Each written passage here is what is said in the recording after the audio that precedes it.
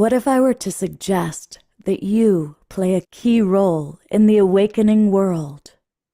And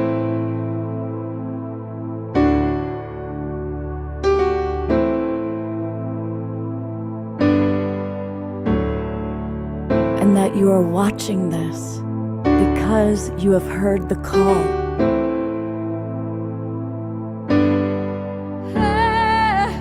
We can start right now by opening our hearts and minds.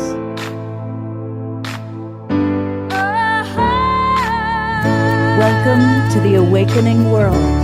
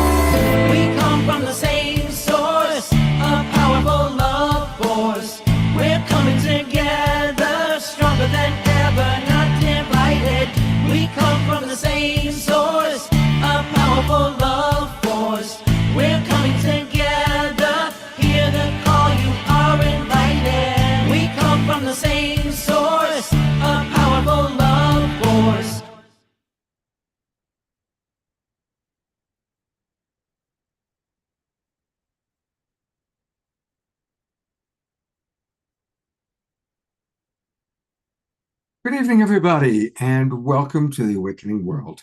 I'm Love Coach Scott Thomas, and I'm wearing this really special garment provided to me by tonight's co-host, our lovely Diara, who is all about Interfaith Awareness Week.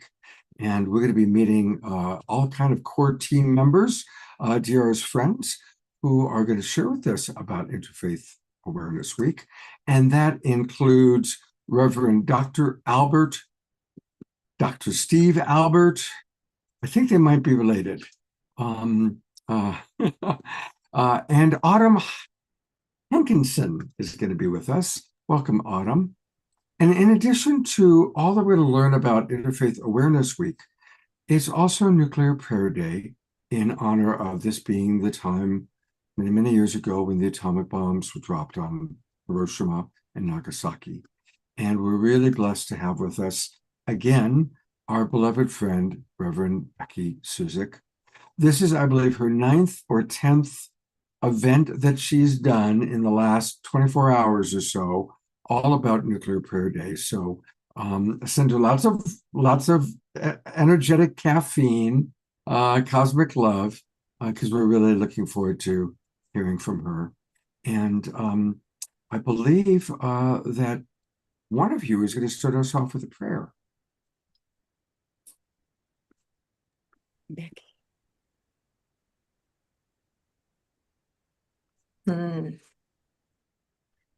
Oh,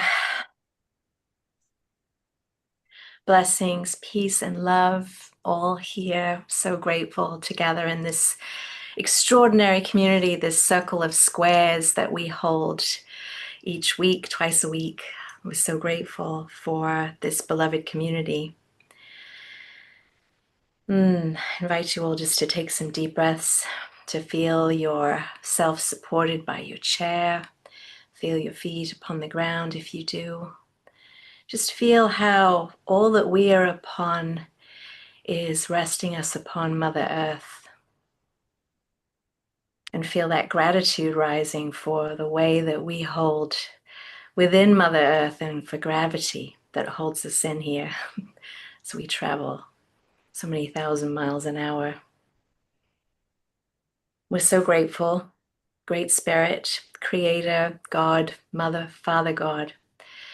All of the names of the great mystery that you are, we're so grateful for each day that we are given with these opportunities to be love, to love ourselves, to love each other, to cultivate our relationship with each other and Mother Earth.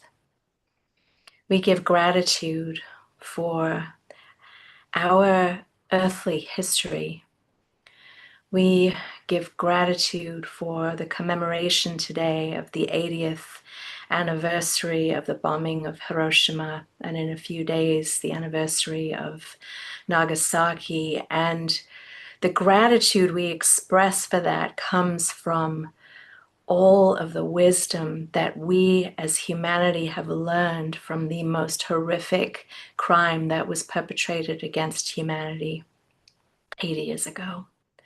We give gratitude for the teachings of love. We give gratitude for the ancestors and for the Hibakusha, the people who survived and the people who have come since the bombing of Japan. We are open to receive more wisdom that we can continue to learn how to love and to be with one another in peace, in harmony, in unity, and celebrating our diversity.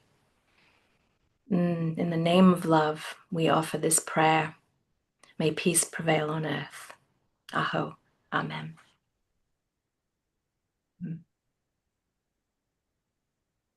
Thank you, Becky. We're going to go right to Omushar for a song.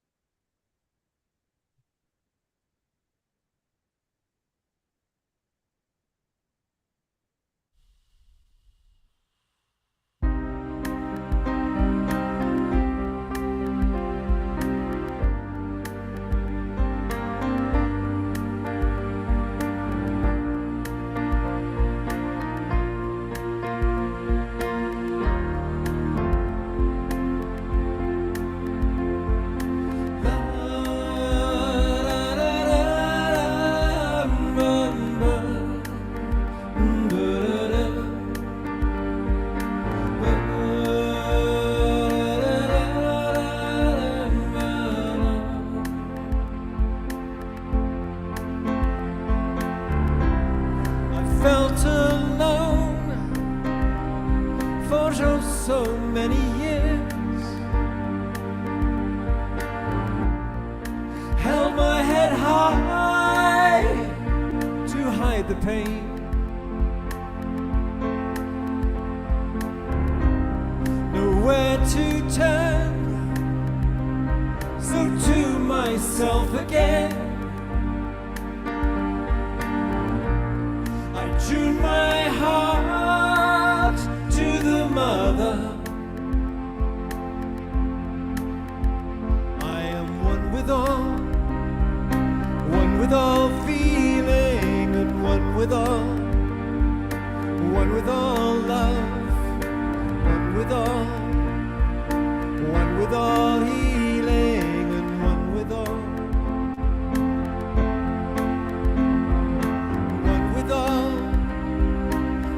all feeling, and one with all love, one with all healing, and one with all.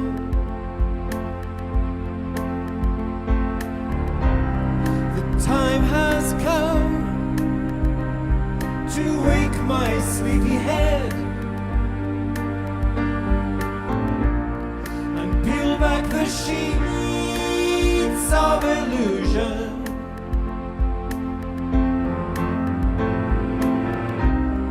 The time has come to lift my voice once more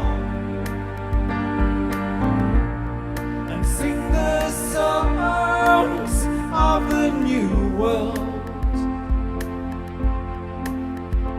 I am one with all feeling,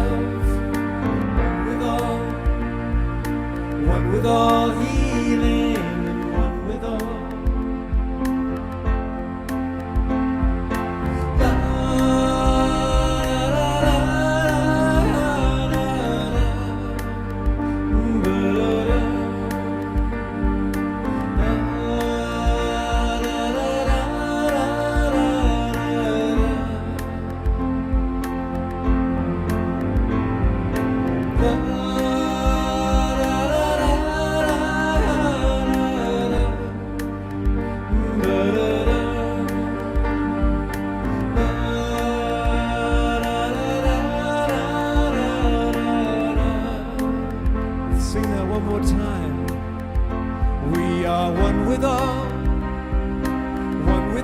feeling, and one with all love, one with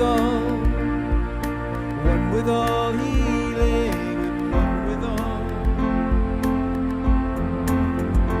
We are one with all feeling, and one with all love,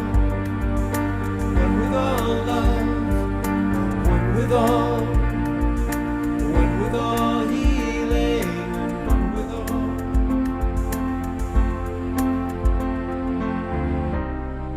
The time has come. The time has come.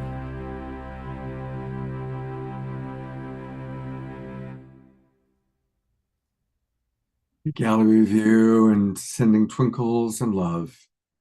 And yes, we are one with all, which is very much what this show is all about. So as always, perfect opening song. And I'm going to pop the spotlight on our beloved Becky, who we've got to have a lot of Becky lately. A lot of people are getting a lot of Becky right now. There's a lot of joy fuel coming in. Becky, what would be good for us to know about Nuclear Prayer Day?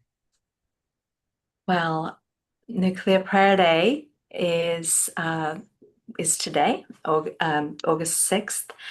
And it began and was born from a prayer that the Right Reverend William E. Swing of United Religions Initiative had come through him. And they used this prayer, the nuclear prayer, every time they gather in some of their meetings, particularly the meetings for the Voices for a World Free of Nuclear Weapons, Cooperation Circle of United Religions Initiative.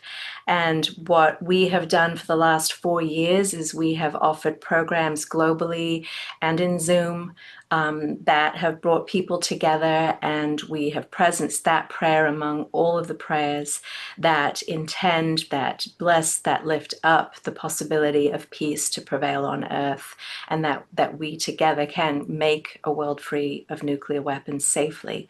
And so this day commemorates one of the most atrocious crimes against humanity with the bombing of Hiroshima.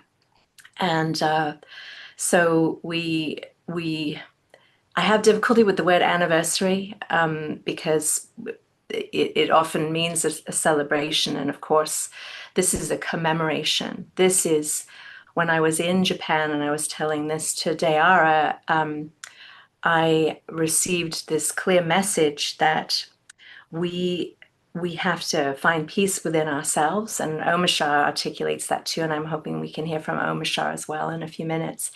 And having gone to Japan and having been at the ground zero of the worst crime against humanity, and seeing the beauty and the resiliency and the spirits, the deeply rooted spirituality of the Japanese people that I met, I was so inspired and uplifted, and it changed me significantly, and made me even more devoted, because I had, for the last, since 2020, supported events in Zoom rooms around Hiroshima and Nagasaki and the Nuclear Prayer Day, and had never actually been to Japan until last year. And having gone there in Molecule, opened even more to an understanding that this wasn't just a crime against our Japanese relatives, it was a crime against ourselves. You know, these bombs are crimes in existence because they could possibly do harm again.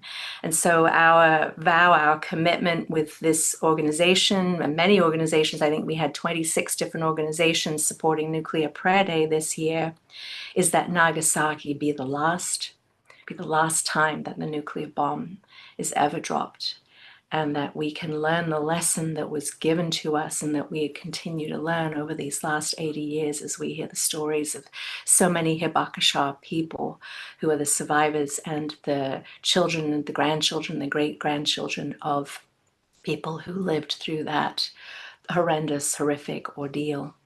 And so we commemorate. And I often get asked, what can I do towards building peace? And I sit with that every day in myself.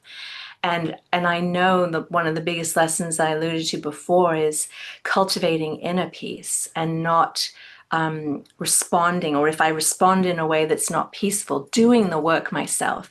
We want to see peace outside of ourselves maybe more than anything. And yet, if we are not cultivating peace within ourselves, we won't have the collective humanity that we need in order to realize that. And so it's coming back into the moment. It's allowing the way we feel, like when I'm talking about the atrocities, that it's devastatingly sad, and that we allow those feelings and we let it be our weather in our body, that we let that emotion rise and then we let it go. And then we can move like a cloud moves over us. We can have the emotion move through us. And then we can clear ourselves of that so that we can be present for ourselves and present more to each other. So Nuclear Prayer Day to me is a very special day. I'm really grateful. And at this logo here, we designed last year. I think it says a lot right there. So. And it's beautiful. I think you have a video to show. Yes, I do. I have a video. And this video, actually, I have two videos. I have the first video that I'm going to play is a longer video. And this is with some of the Star Sisters, Dot Maver, Fumi John Stewart, Monica Willard from United Religions Initiative, and a couple other people that are in this program. And it's going to honor a Global Silent Minute, and it'll all be explanatory. There's a really beautiful program that we put together that we shared today as part of Nuclear Prayer Day. So we invite you all to continue breathing with us and being with us as we experience this together. The beauty and the power of silence. As Dot Mavis says, the power of silence is greater than we know. And silence may be peace in our ears, right? But silence, there's so much that contains in that. And so we wish for the peace to rise in each of us as we watch this beautiful offering from so many of our beloveds.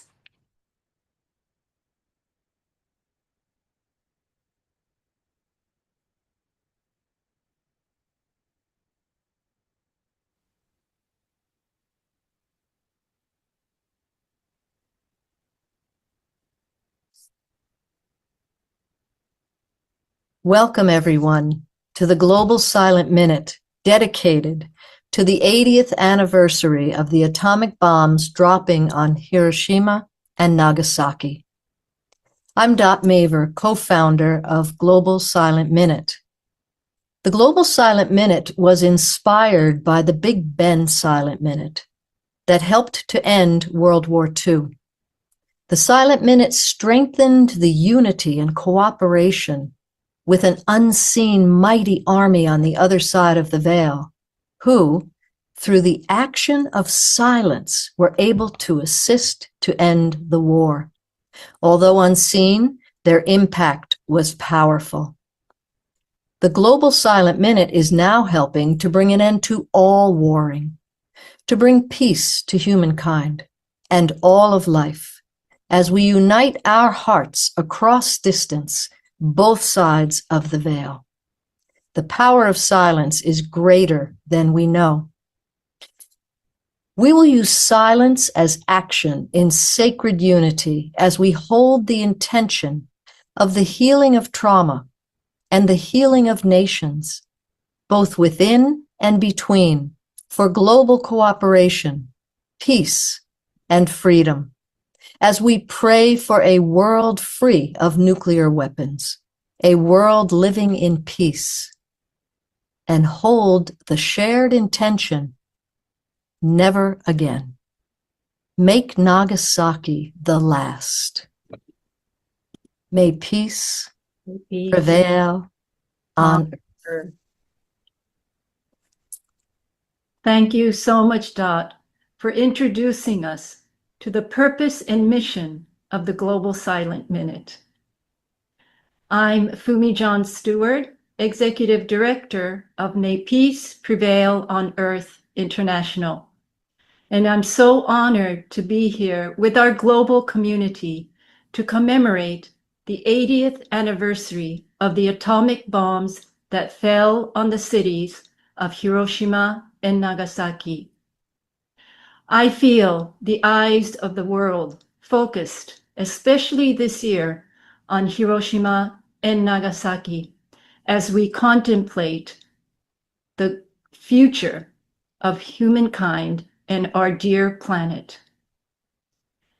We must remember and learn from history.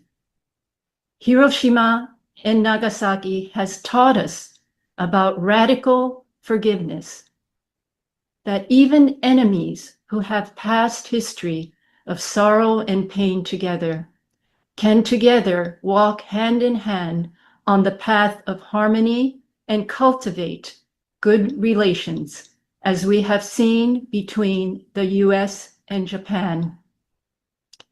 The atomic bombs also gave birth to a groundbreaking peace movement in Japan, which was started by Masahisa Goi, who, after the bombings of Hiroshima and Nagasaki, went into deep prayer and meditation to receive these words of prayer: may peace prevail on earth, explaining that Japan has an important mission to send a powerful message of peace out to the world.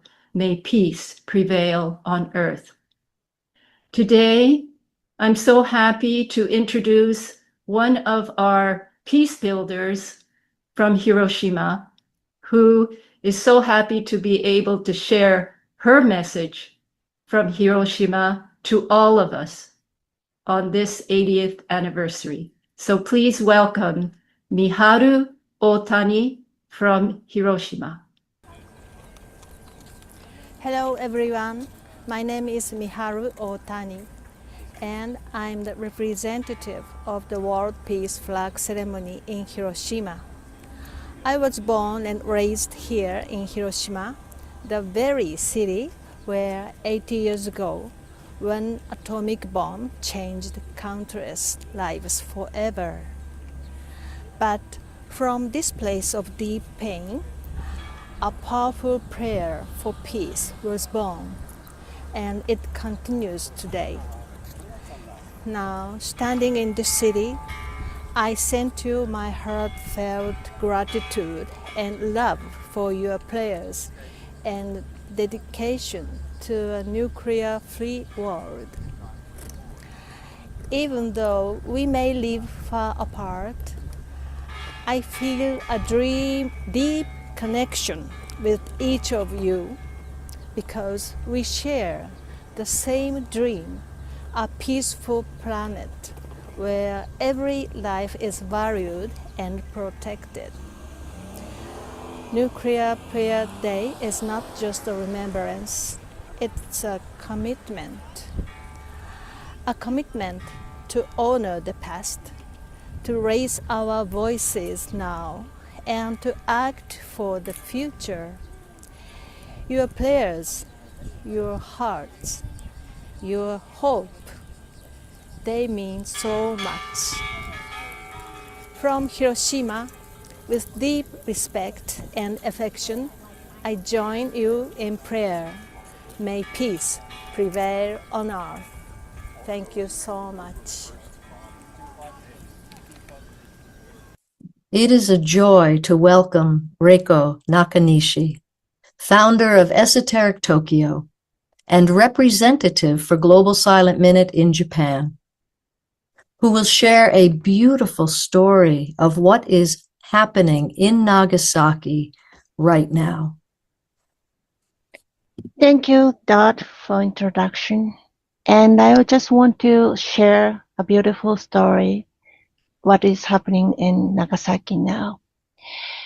There is a very beautiful Urakami church it was known as the largest church in Asia with twin bell towers before the atomic bombing.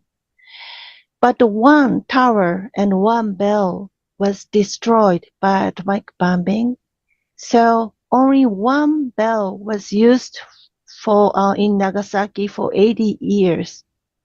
But this year, the great donations by the Christian people in the United States recast and restored new bells after 80 years as a symbols of reunion of the will of peace and forgiveness.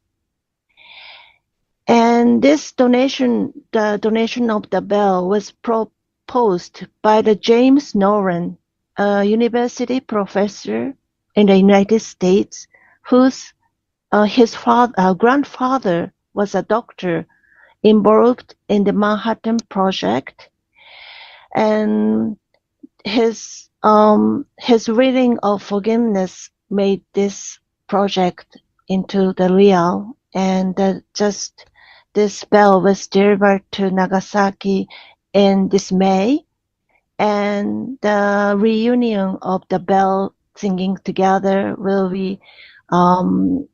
be scheduled in August 9th and during the memorial ceremony in Nagasaki. Arigato, Reiko. So this is at the exact moment when the bomb Yes. dropped 80 years ago. The twin bells in that church will once again sound. Yes, as a symbol of forgiveness and reunion. Beautiful. Thank you for bringing that to us. Thank you so much, Reiko-san, for that touching story from the heart of Nagasaki to really help us to celebrate what is happening on this 80th anniversary. Thank you so much.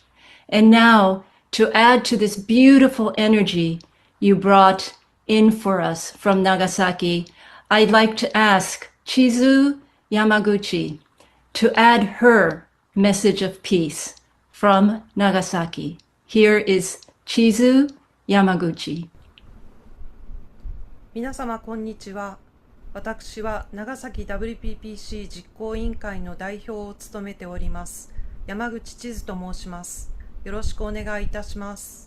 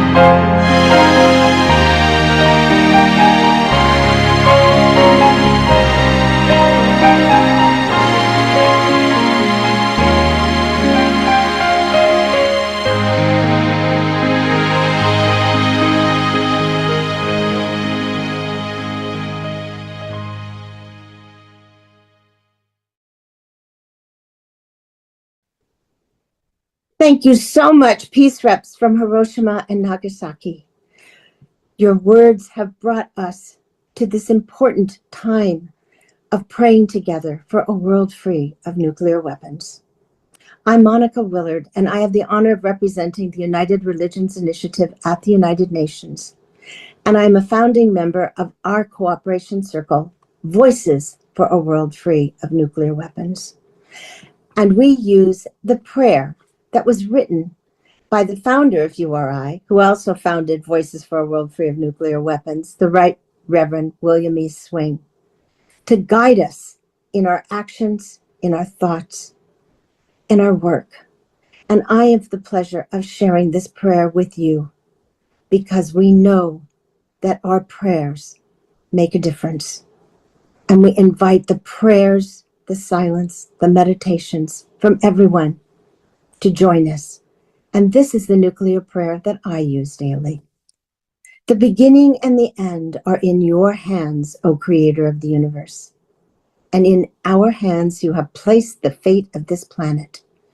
We who are tested by having both creative and destructive power in our free will, turn to you in sober fear and intoxicating hope. We ask for your guidance and to share in your imagination in our deliberations about the use of nuclear weapons. Help us to lift the fog of atomic darkness that hovers so pervasively over our earth, your earth, so that soon all eyes may see life magnified by your pure light. Bless all of us who wait today for your presence and who dedicate ourselves to achieve your intended peace and rightful equilibrium on earth. In the name of all that is holy and all that is hoped. Amen.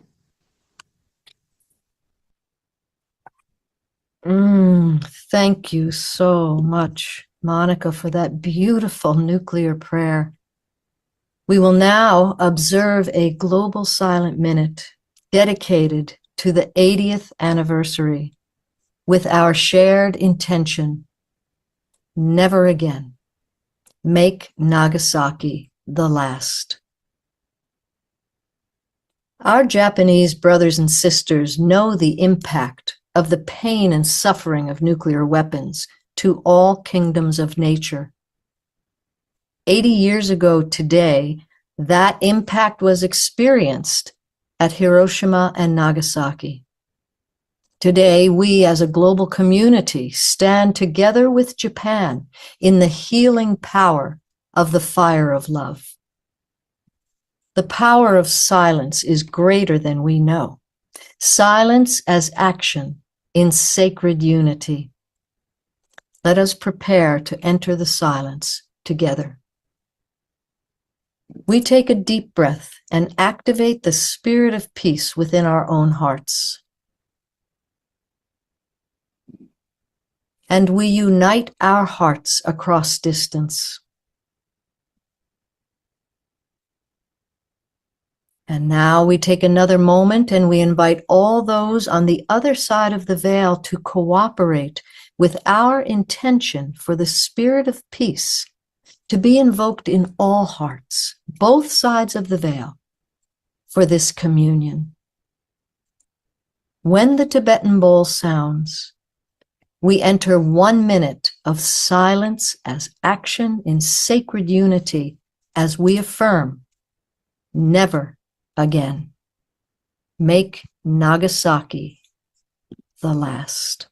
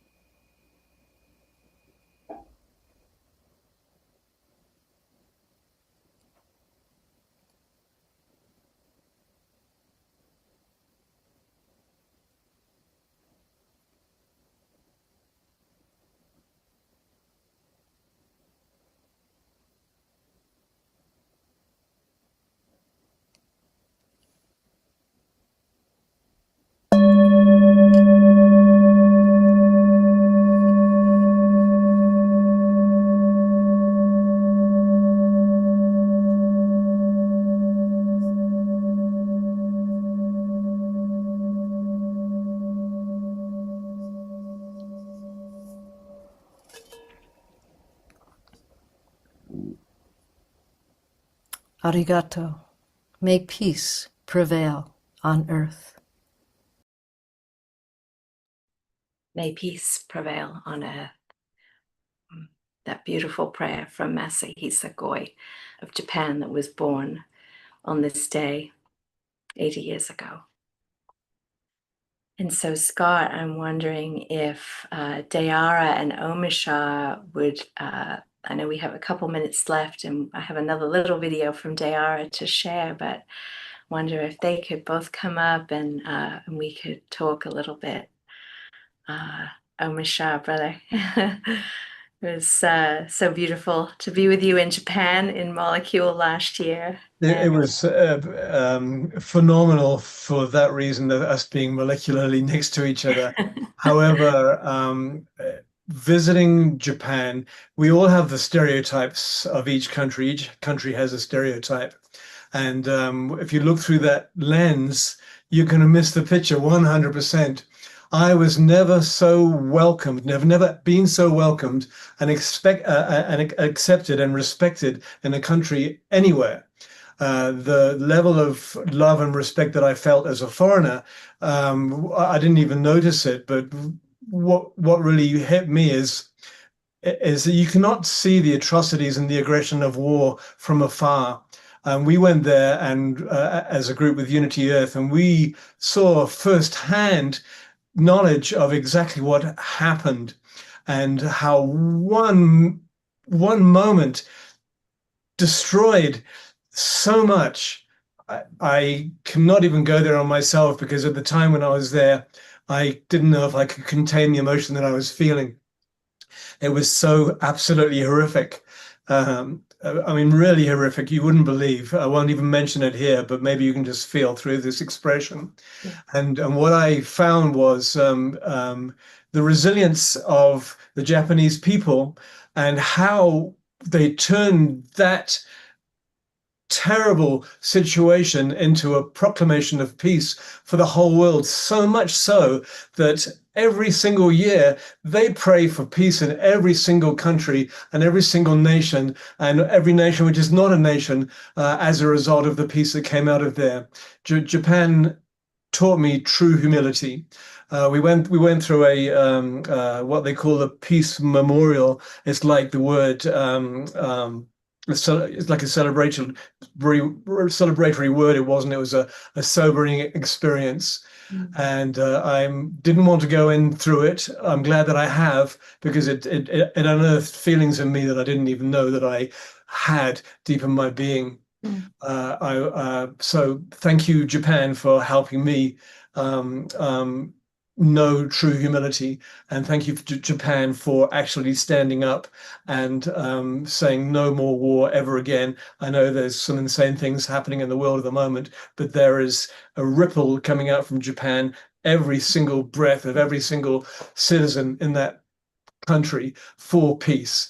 And so no matter what stereotypes any of us have, let's just wash them all away and just bring Japan and the people of that nation and their respect back into our hearts 100%. Thank you. Mm-hmm. Beautiful, brother. Thank you so much for sharing. Wow. Really powerful. Wow. Wow. Well, I was grateful to be able to share the beautiful piece that Ed taught twice today with our sisters, and honoring Japan and Nagasaki. And I know Reverend Dayara's heart, we have so much in common. She and I connected directly a couple of weeks ago to talk about this extraordinary program tonight that combines two great loves of mine: May Peace Prevail on Earth, international expression of peace on earth, and also Interfaith Awareness Week, which I'm also part of, and Dayara will be introducing us to with Scott in a minute. And we were talking about Japan, and I shared with her the harrowing, the implosion that happened inside of me, that I said to her, it did not impact me on a cellular level. It impacted me on an atomic level. Like going there, I was so transformed isn't even the right word for me. It was like something just totally changed in me about being with our Japanese relatives and being there, a place that I visited and supported over these years, but to actually be there. And Reverend Dayara shared this beautiful thing that she was called to create out of reverence and love and light.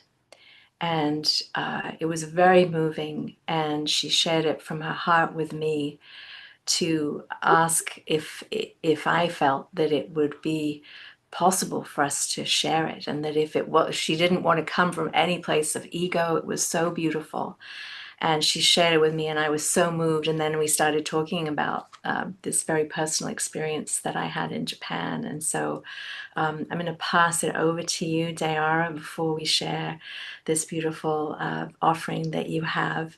And thank you all so much for being here. And perhaps at some point, Scott, we can all unmute after this piece, or at the end maybe, and all say, may peace prevail on earth 3 times, as we love to do as customary. So thank you so much, Dayara, and thank you for your beautiful heart. You're so welcome, and thank you. This is amazing. I'm almost beyond words, and that doesn't happen often. And every time you talk about at the atomic level, my whole body responds, and knowing how we're all connected, it just amazes me. And the fact that this video even was created it blows my mind. I had no idea about voices. I had no idea the magnitude of what you and all are bringing to the world to keep peace on earth.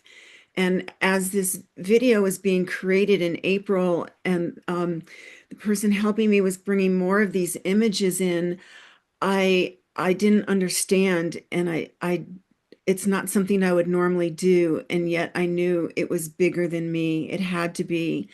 And when the video ended up being 3 minutes and 33 seconds, I knew it didn't belong to me.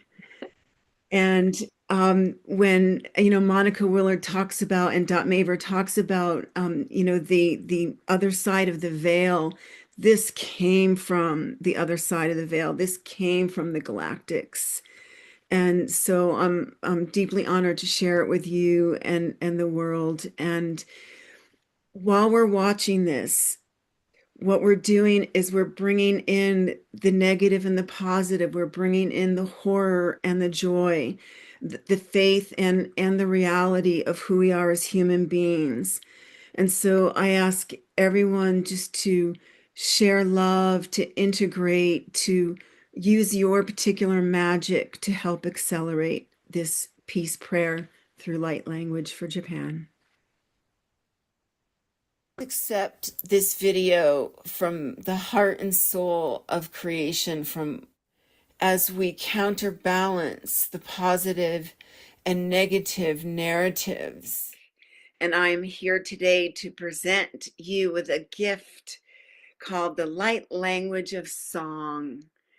And in this experience together, we're going to activate your biochemical joy receptors, and we're going to use sound as a healing factor, because music is the medicine of the future. Acknowledging our own spirits, acknowledging each other's spirits, our spirit guides, our cosmic connectors, our galactic connectors, and we're calling in all that energy for this activation. Shivo misa Nicodemo, Shiva niso milati, Nila meito inamaso, Sheila Piva Mani Trito.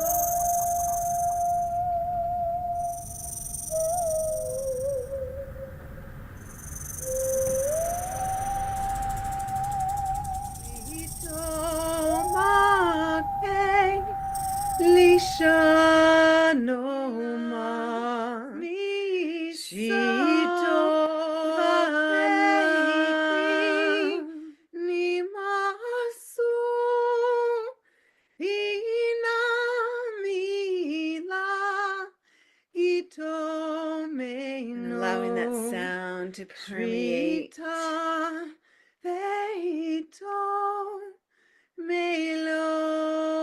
Allowing that sound to activate. And allowing the silence to bathe you as well. And so it is. It's Amazing Grace.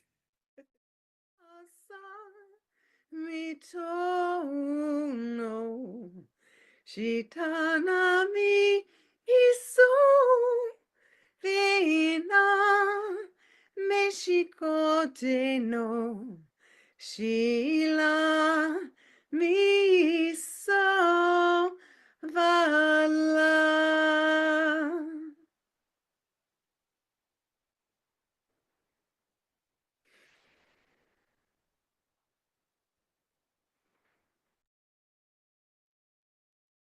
May this film provide divine healing and proactive prayers for protection around our beautiful global world and beyond.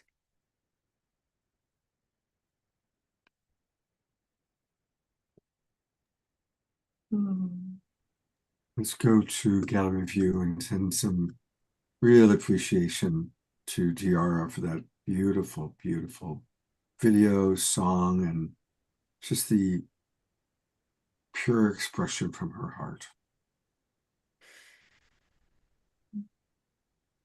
It's beautiful.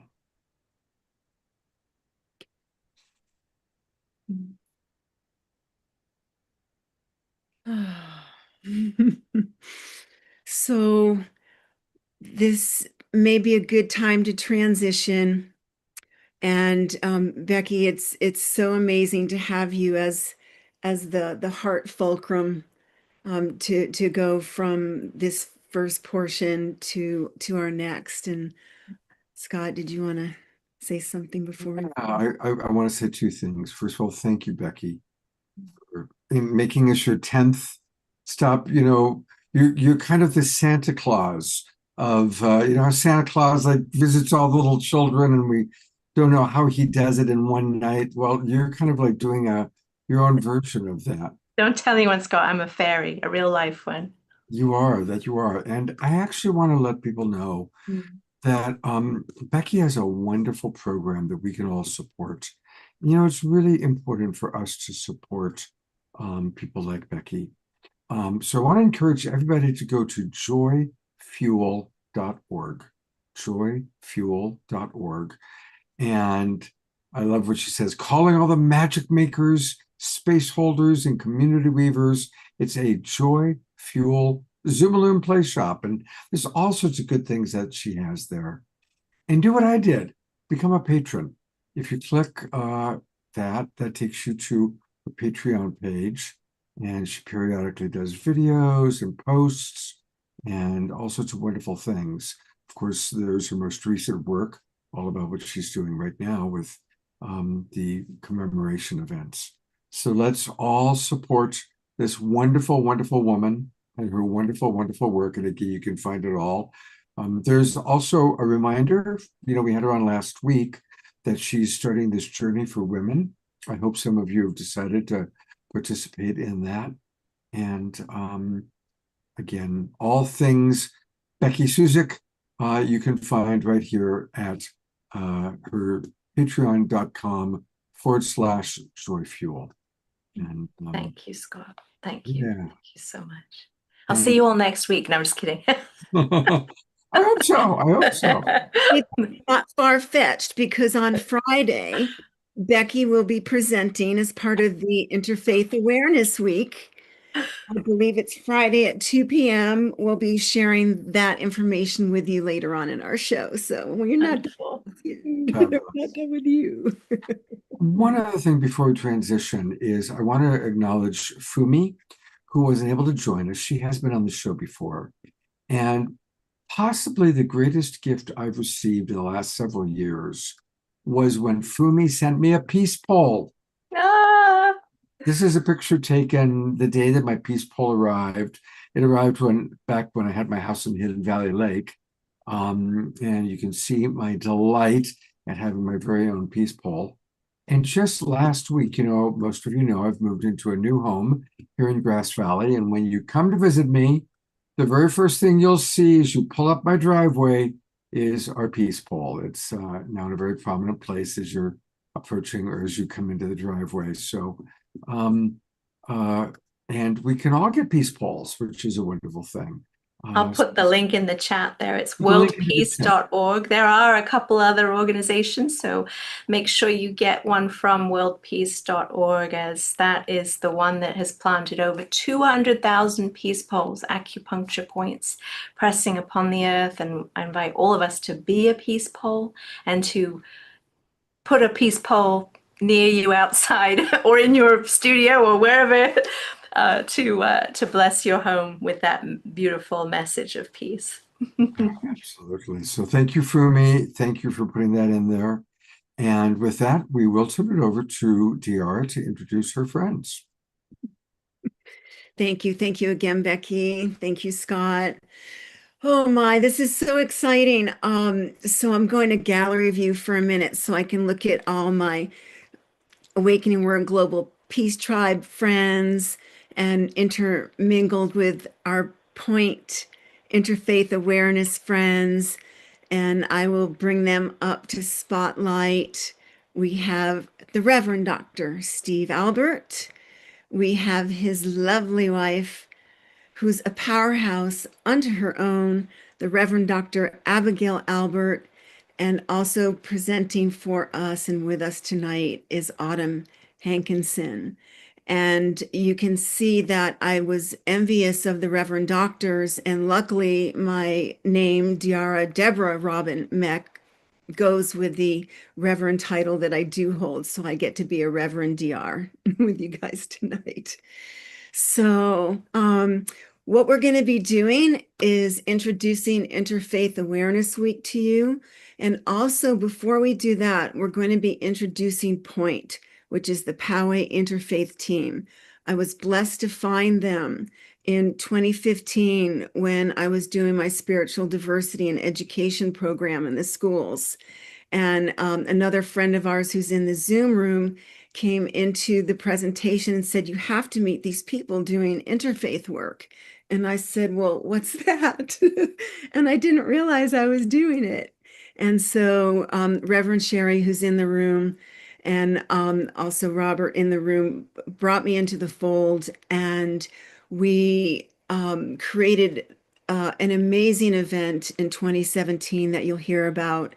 And it's grown from that through the worldwide web of love. And with that, I'll let Steve continue to introduce, and then we'll be bringing back the rest of our guests. Wow. I'm totally blown away, and I'm extremely happy to be able to say that we've had a peace pole in our front yard for over 20 years. Thank you, God. Thank you, God. It is absolutely amazing. I have learned over the years that there are no coincidences, there are no accidents, that things are supposed to be the way they become because of the way we think. And I'm willing to think peace. I'm willing to think that I'm not alone by myself, to look ahead and know that this world is going to be much, much better than sometimes we think it is. Let me give you just a little bit of history, and then you'll know a lot more about how Interfaith Awareness Week came to be. In 2004, Reverend Abigail and myself and a couple others brought together people who created the Poway Interfaith team. Poway Interfaith team was an area in San Diego, and it grew so much that it had to be beyond Poway. And so you'll hear it referred to as Point, the Poway Interfaith team. So that began when we first learned about interfaith. We thought we were the only ones that were doing interfaith work around the world. Boy, were we naive. In 2008, we went to the North American Interfaith Networks conference. It was in San Francisco that year. And we met 100 people from Mexico, Canada, throughout the United States, doing the kind of interfaith work that we were doing. And we realized we're not alone. We're not alone, which is a point that I will bring up over and over and over again. Somebody at the end of that conference said to us, well, you really need to learn about the power element of world religions. What's that? And the next year, with Abigail and I always wanting to be in Australia, found out that the Parliament of World Religions was going to be in Melbourne, Australia, with 8,000 people wanting to learn about each other from 80 different faiths. Well, by the time we got home, we were just blown away. And we knew that we had to continue the interfaith work at a much larger level. And we were invited by NAIN, North American Interfaith Network, to put on an interfaith conference. That was in 2017. At that time, NAIN put on 3.5-day conferences in different cities throughout North America. Because of what we were developing in San Diego, we said we can't do it in 3.5 days. We've got to have at least an extra day. And there were activities that were happening before and after the conference that were totally incredible. We had 77 speakers. We went to different religious centers. We saw their establishment and everything. And we said, wow, this is the way it should be. And now we need to let other people know. Well, I'm the kind of person that says, I'm going to ask for something, not knowing that I could get it, but perhaps by asking, it will become. And so I went to the city mayors and city councils, and I said, would you be interested in being available within your city to talk about people that they have equal rights, that you honor all people, all religions, all cultures, all backgrounds? And 14 city mayors said yes. I was blown away. They sent us certificates. They said we were so wonderful and it was terrific. And then I became dumber. I said, gee, if the city could do it, maybe the state could do it. And I sent an email after the conference was over, which attracted, how many? It was like hundreds of people for 5 days, loving each other, dancing together, seeing each other in peace. And I said, this has got to be more. I sent the letter to Governor Brown of California, who sent back a proclamation letter saying Interfaith Awareness Week will now be a state holiday in the state of California. What did I do? Well, the word got around. The word got around, and United Religions Initiative came to us and said, "We like what you're doing." Okay, and who are you? I was that dumb at the time.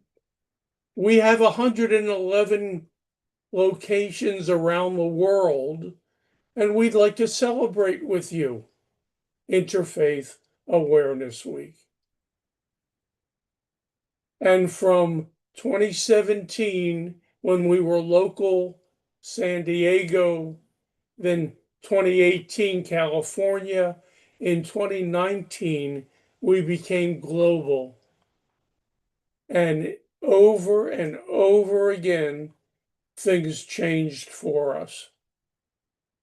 Obviously, COVID made a big difference, and we weren't able to meet on ground somewhere. And so we turned everything into a Zoom event where you could be anywhere in the world and do a presentation that was open to the entire world. And that's what you're going to hear about after you find out from a beautiful, beautiful woman who happens to have my last name, who will tell you more about Point.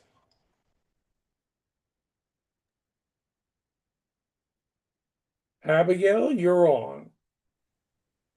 Thank you. I thought Deborah was going to introduce me, but I'm very happy to introduce myself. My name is Reverend Dr. Abigail Albert. Just call me Abigail. I am so grateful to be here tonight. This has been so heartwarming.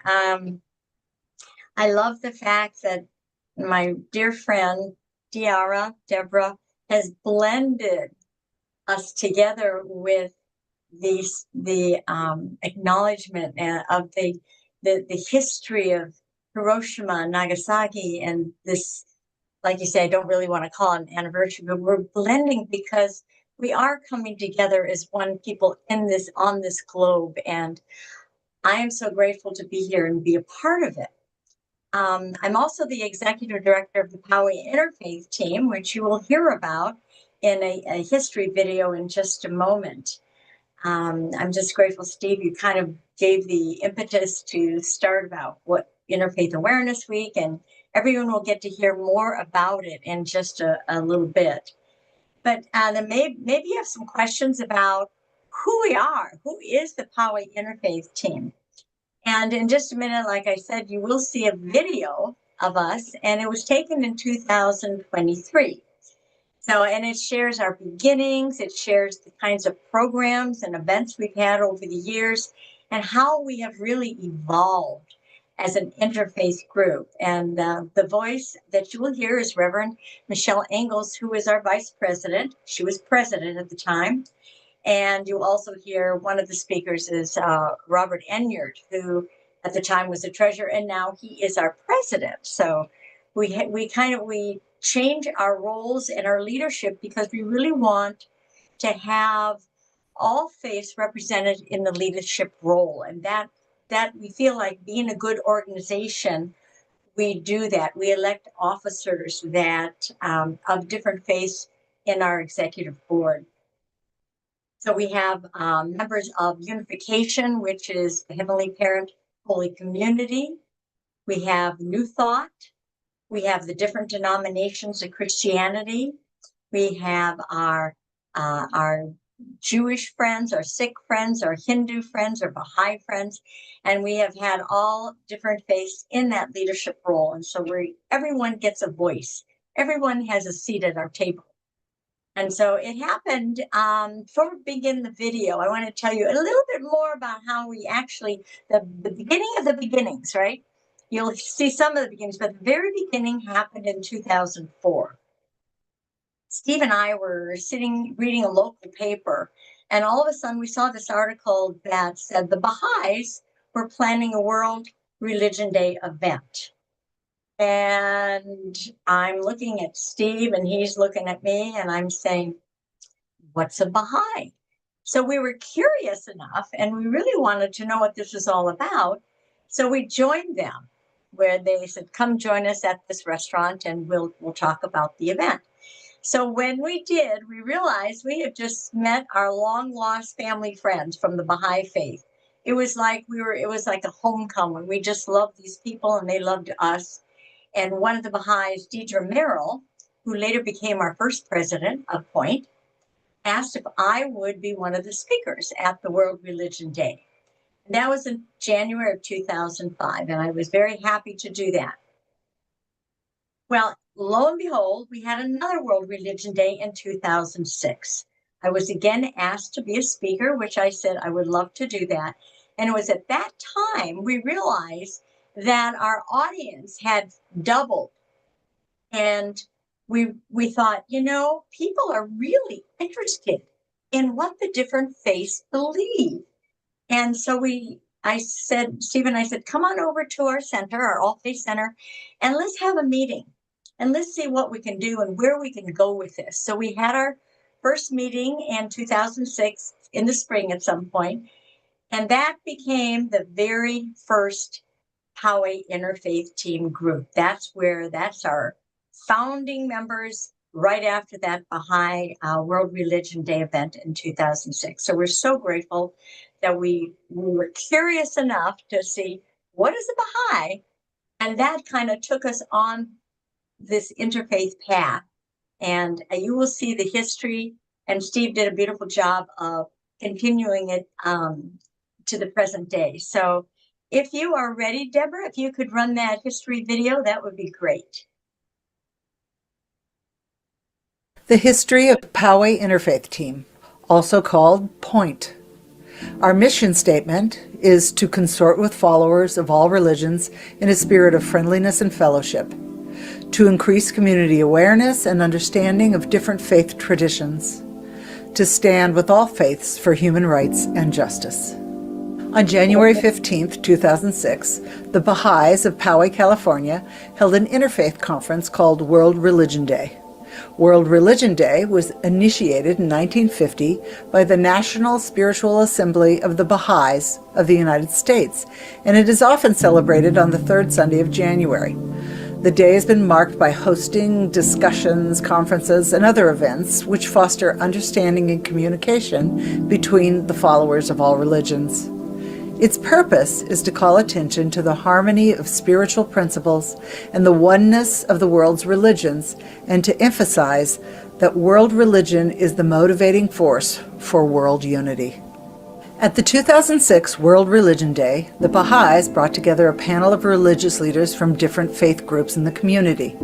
Groups such as Baha'i, Buddhist, Sikh, Christian, Jewish, Hindu, New Thought, and Muslim. At the conclusion of the event, the speakers spoke together about the need to gather more regularly and agreed to meet to discuss it further. On Friday, February 17, 2006, at the All Faith Center in Poway, the group met to discuss ways they could promote interfaith understanding and awareness through education in the schools and community. They loosely formed the group as the Poway Interfaith Educators, then changed it to the Poway Interfaith Council, and later changed it again to the Poway Interfaith Team. Over the years, its activities and members spread throughout San Diego, and the group became referred to as Point. Their first project, to assemble 8 faith leaders from different faiths and open up an evening once a week where the community would be invited to gather and learn about each of the faiths. Each speaker had an hour, including offering a taste of their faith's ethnic food. This event became Point's yearly Interfaith Summer Nights. Interfaith Summer Nights in 2006 was held at the Community Church of Poway. The expectation was about 30 people a night, and over 60 to 80 came. It featured 8 different faith speakers over an 8-week period. It was open, free to the public, and there was fun, food, entertainment, and wisdom.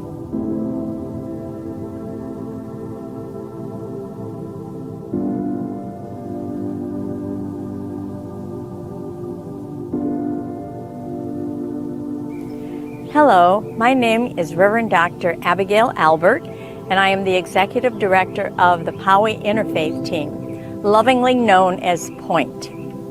One of our very first events was called Interfaith Summer Nights, and this was a time where we invited people from different faiths come to speak about their faith traditions so that we could learn more about them and their beliefs.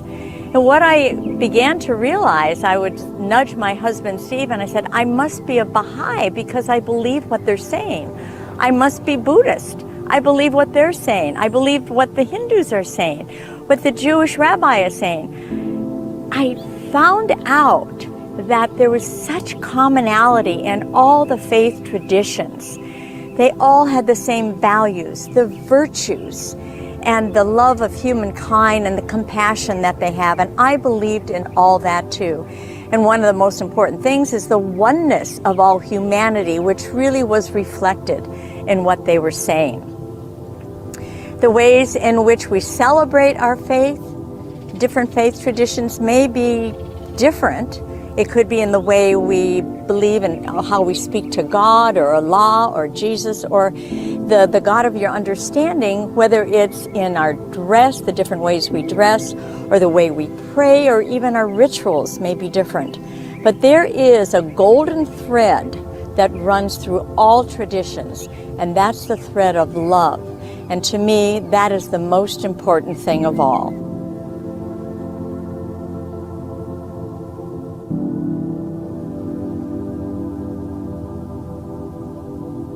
Hi, I'm Rick Patton, first treasurer of Point.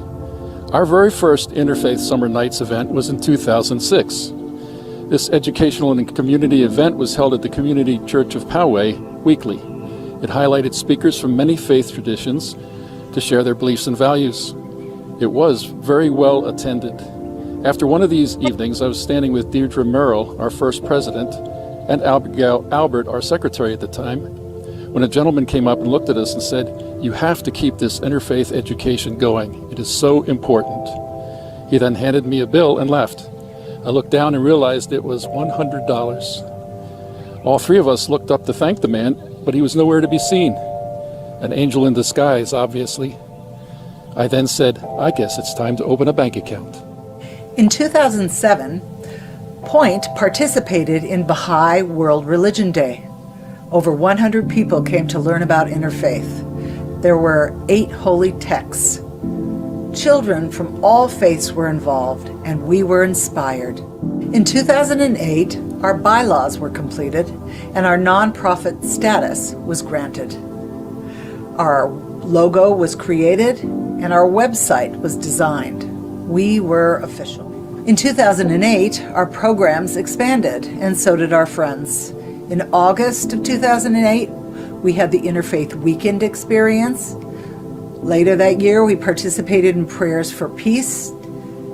We also participated in the Interfaith celebration at the Unity Center, and again, we held Interfaith Summer Nights.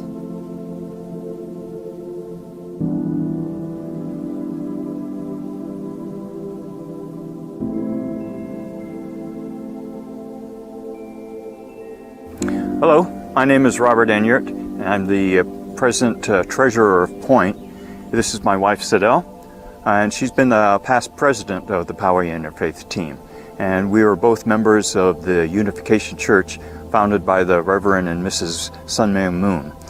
When we first began our interaction with the Poway Interfaith team as an interfaith organization, we immediately became aware that this was a place that we could discuss and talk about various faiths without fear of any repercussions or being marginalized because our beliefs didn't necessarily line up with anybody else. And instead of criticizing each other, we embrace perspectives, and we actually marveled at how religions developed in different regions and in different ages and still have similar core values of morality, family, human value, and reverence towards our Creator. If you study the history of humankind, you'll find that the cultural spheres around the world developed around religions.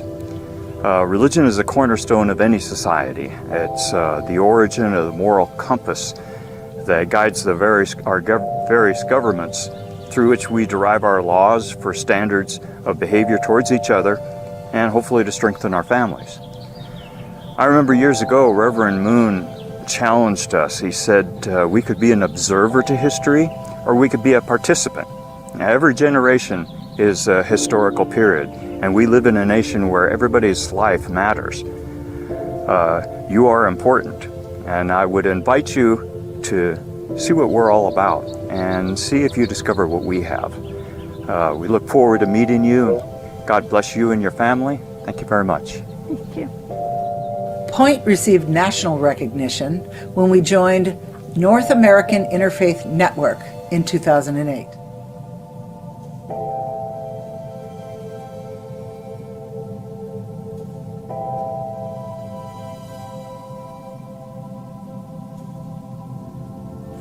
Hi, I'm Reverend Dr. Steve Albert. I'm one of the founders of the Poway Interfaith team. And when we started looking at all the wonderful different faiths that were around and how we were similar to them, we thought we were pretty much the only ones doing it.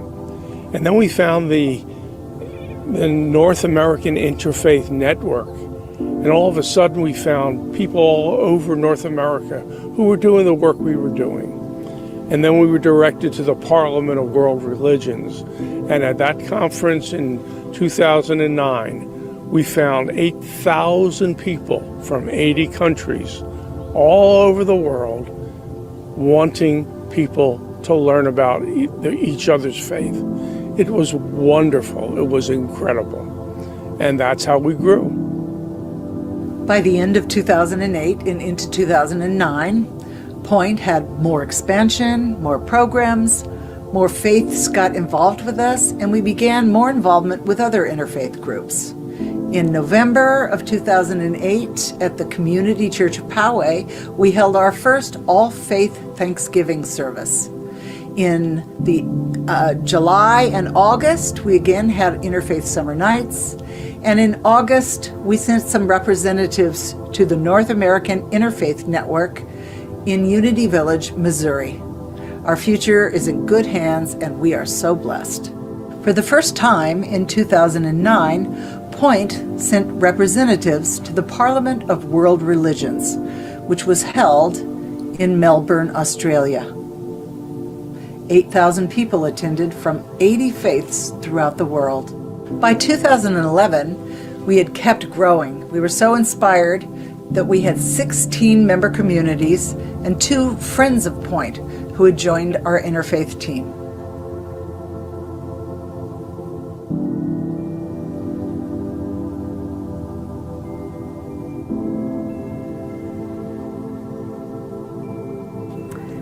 It all started for me with a personal invitation from Roberta from Community Church of Poway. Roberta heard about my interfaith work in advocating for justice for workers, and she invited me to the next Point meeting. I attended my first Point meeting in March of 2015 and immediately felt that I was among my people. At this meeting, it was the first time that the Point representatives had the proposal of being asked to sponsor a NAIN Connect conference. NAIN is the North American Interfaith Network, and the Connect conference is held every other year. I listened to the responses from folks who expressed both pride in being asked to organize such an important event and those with hesitancy that they could do so in such a short time. I had just been on a planning team for a large conference, and I felt welcome to share my thoughts that 15 months was plenty of time to plan such an event, although I had never even heard of NAIN until that evening. That was it. I was all in from that point forward with Point. We did decide to offer to organize the NAIN Connect conference for 2017 instead of 2016 to give ourselves more time to plan. This time was well utilized. To this day, people from Canada, Mexico, and throughout the United States from NAIN share about their experiences and wonderful stories about the NAIN Connect conference in San Diego in 2017. We had wonderful keynote speakers, workshops, expert panels, and worship. The expeditions and experiences were some of my favorites, among also the wonderful food. The theme of the 2017 Name Connect Conference was Harmony and was held on the campus of UCSD the second week of August. This initiated the second week of August being declared Interfaith Awareness Week. Point is a local organization with global connections, influence, and friends throughout the globe. In 2010, Point began to bring on the youth. We began with an interfaith dialogue as a senior project. There was a youth panel from 8 faith traditions sharing their experience in outreach, a walk to end genocide. All of these events shared the young adult perspective. Today, Point includes 18 faith-based communities, 3 organizations, 6 individual members, and 1 honorary member. Point continues to promote education and understanding of all religions and those spiritually based at every event. We welcome you to join and attend any or all future Point events.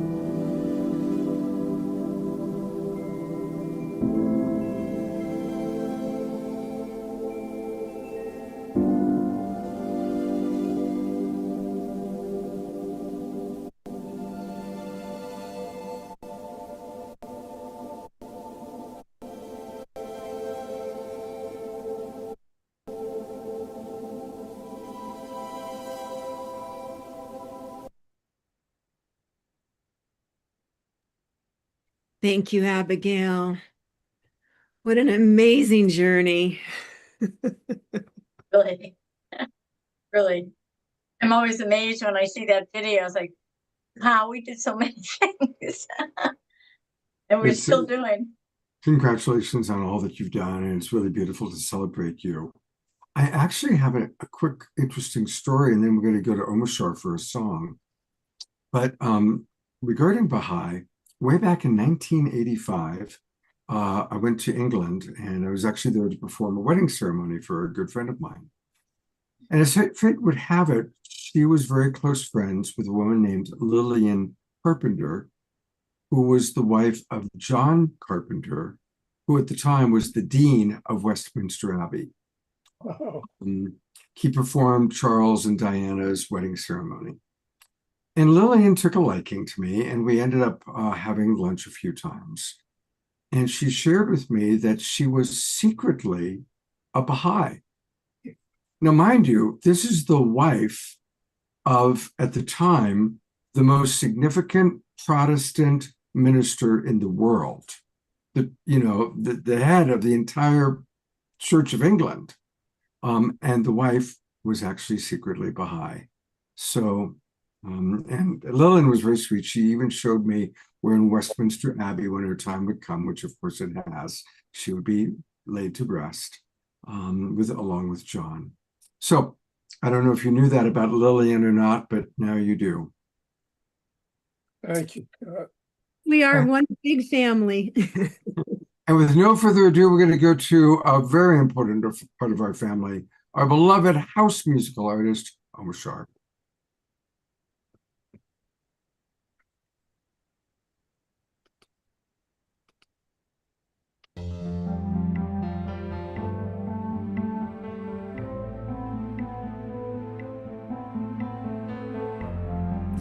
Deep breath.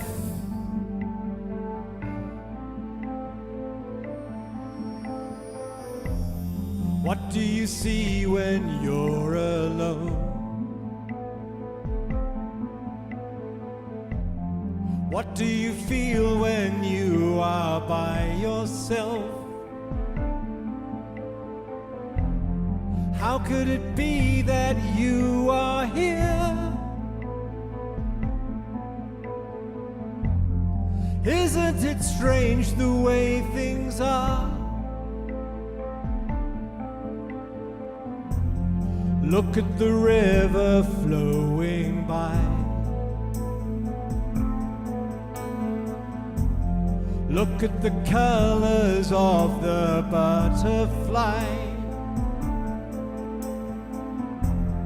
How do you feel about your life? Isn't it strange the way things are? Like a dolphin in the ocean, I can hear you calling me. Come on in, you say, the water's fine. I have come to set you free. You have never been alone, my friend. I was just a thought away. And there's a deeper love that's holding you, and it's here to lead the way.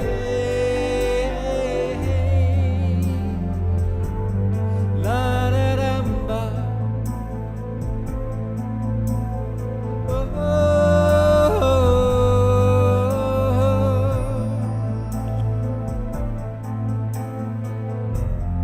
Now that you see you're not alone, and there is no such thing as by yourself, there is a hand that's lifting you into the presence of yourself. Life is a tale that never ends. There is a purpose to each heart that beats.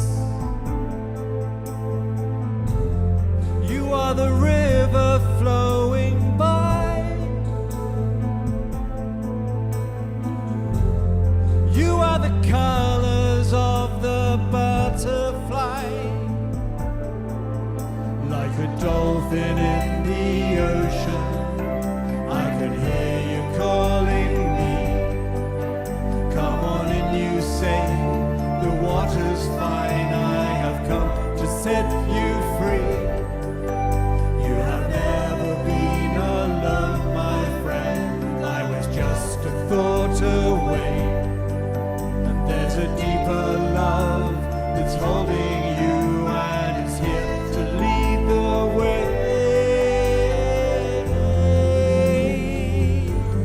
La da dum ba.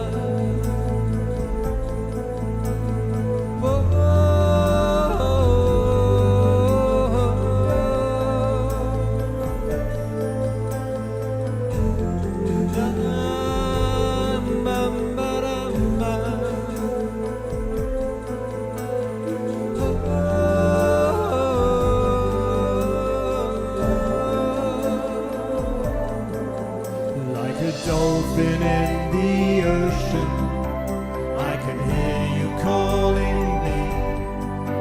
Come on and you say, the water's fine. I have come to set you free. You have never been alone, my friend. I was just a thought away. And there's a deeper love that's holding you, and it's here to lead the way.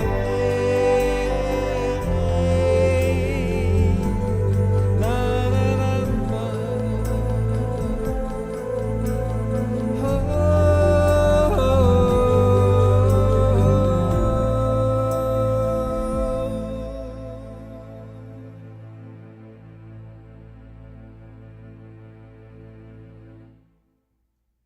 Beautiful. Thank you. Thank you very much, Sharon. Thank you, everybody, for dancing.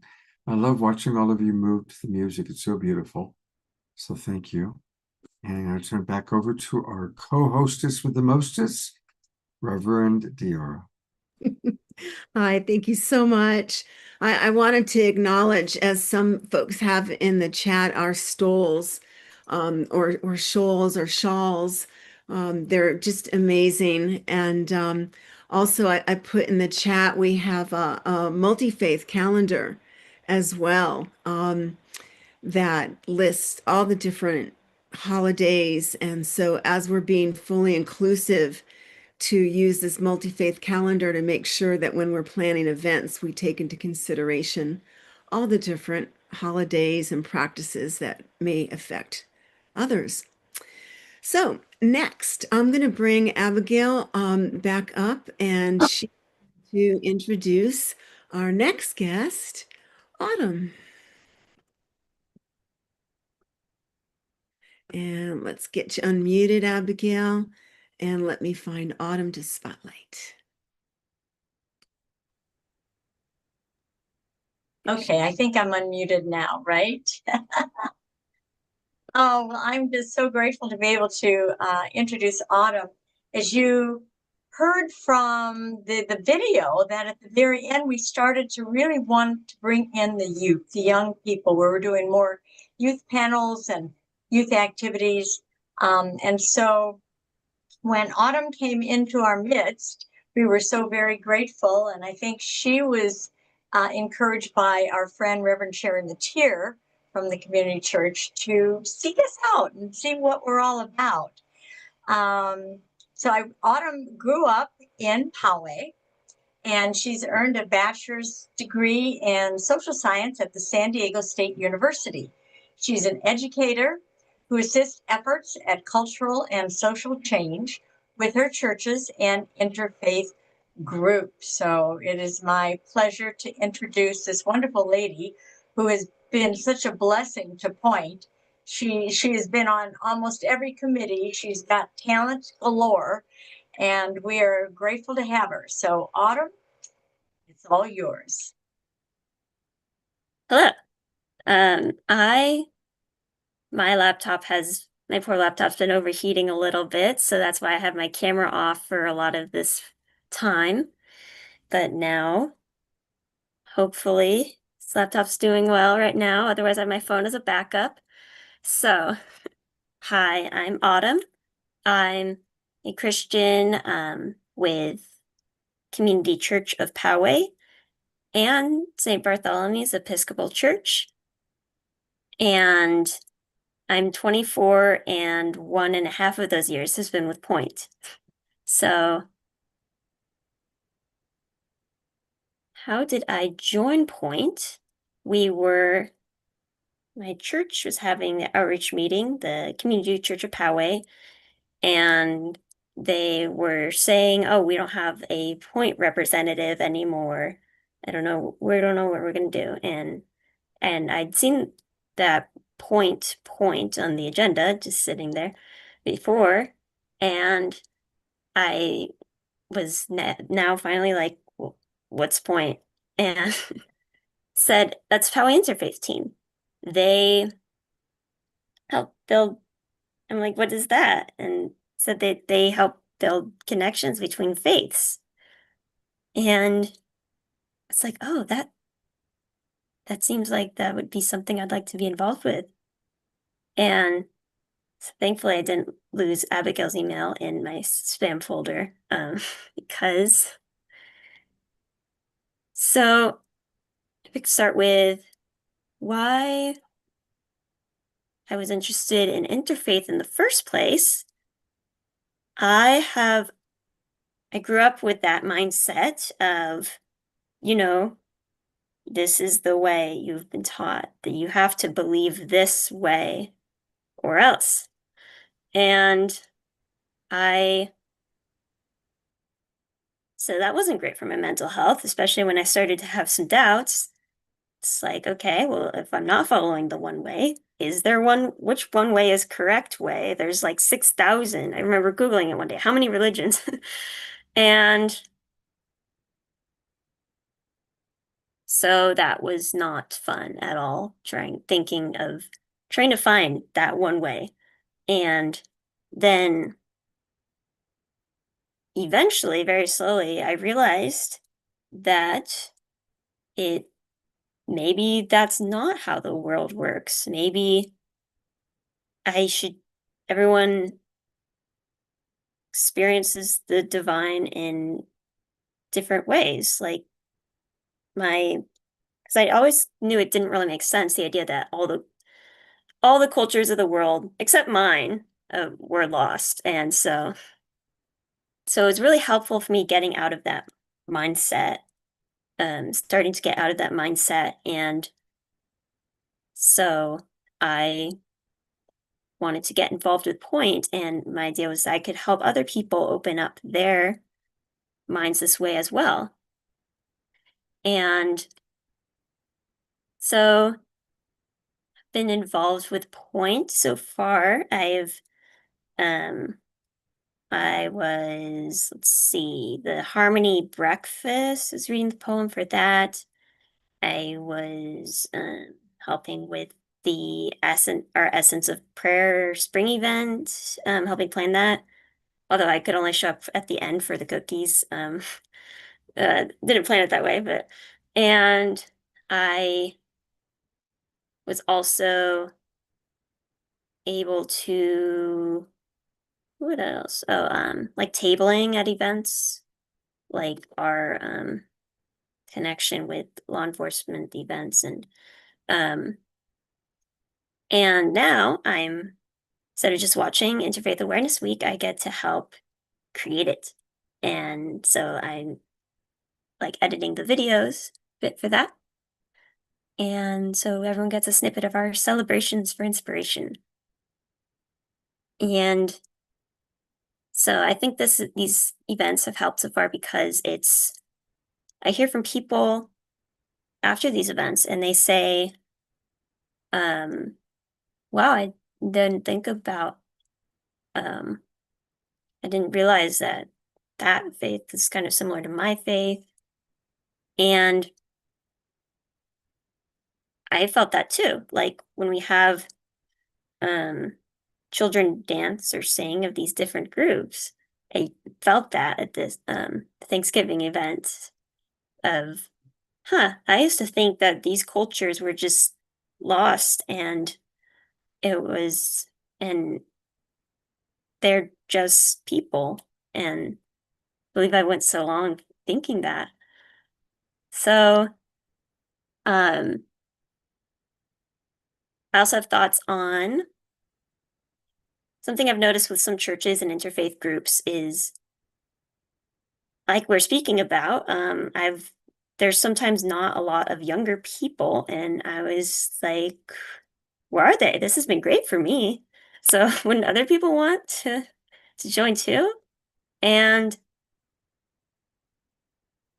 so first, people were like, oh, well, younger people, or at first I was thinking that younger people are busy, and that is true, oftentimes, but I don't think that's the whole reason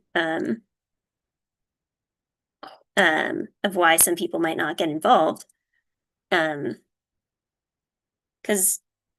a lot of us crave connection and purpose, and but a lot of us grew up in faith traditions like I did, where it's not so much about,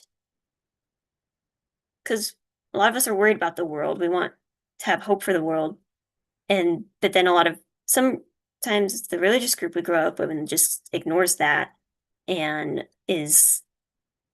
our focus is less on having an individual spiritual connection and more about, do you believe this one thing? Or do you have the correct beliefs?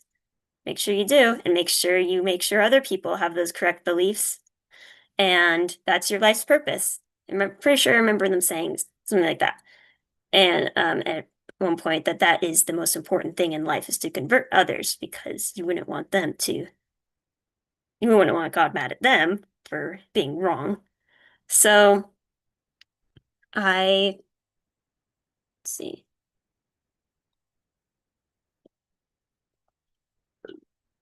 So the antidote to that would be, the opposite of these groups, congregations, religious groups, that help everyone, and that we know will help everyone. Am I running out of time? We're getting close, but I'm wondering, Autumn, people want to hear more from you, and I know we had asked earlier, how can people reach you? And that's your name at Gmail.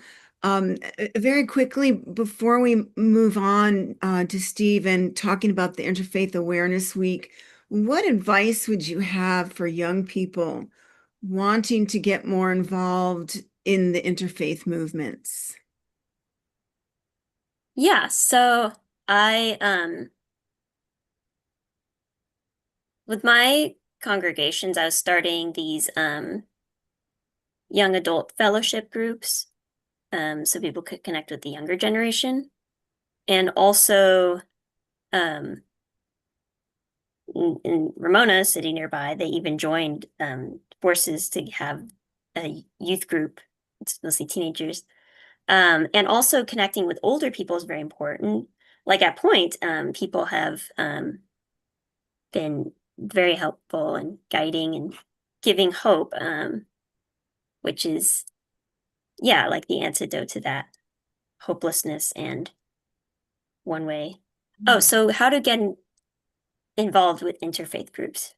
Well, I can have my email is Autumn Hankinson 4@gmail.com. Thank you. And so that's how I got involved with interfaith groups, was through these churches. But I also looked up like what are local interfaith groups. You could look them up on social media or and then sign up for their newsletter, maybe join their Thank their you. meeting time. And one of the biggest takeaways I'm getting from your share tonight is empowerment of youth and spreading the word and continuing this work. And I love the multi-generational influence that we have tonight. And speaking of multi-generational, I'm going to bring up our other compadres. And thank you again, Autumn, so much. And I know we want to hear more from you, so we'll have to create something else. And now we're going to have Steve talk about Interfaith Awareness Week. And Abigail, if there's anything else you wanted to say to shift from this beautiful share from Autumn into this next and final piece of our program on Interfaith Awareness Week. I do not have anything. I think that Steve will definitely create some excitement here about what's coming up next week. And I'm looking forward to having him tell everyone all the wonderful events. So go for it. Okay. So what we've been talking about is how it began, but I think everybody that's on this program really wants to know, well, what are you going to do for me next week? Well, guess what? Next week starts 40 90-minute Zoom presentations from around the world. There are presentations from almost every faith you can name and some that you may not know the names of.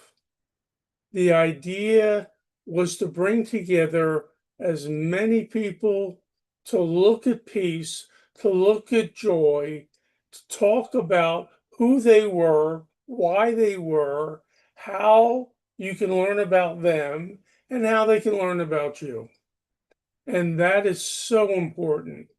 I've put into the chat the link to the World Interfaith Network, and that is the arm that will have the program. You can go to the program. It's all free. We don't charge anybody for anything. You can listen to things that perhaps you know something about. You can listen to music. You can learn about things that you know nothing about. We've got dancing and praying and rituals from faiths, again, from all around the world. We've got some names that if I go through the program, and I think Deborah's going to scroll it for us, you're going to see, well, why don't we just do that?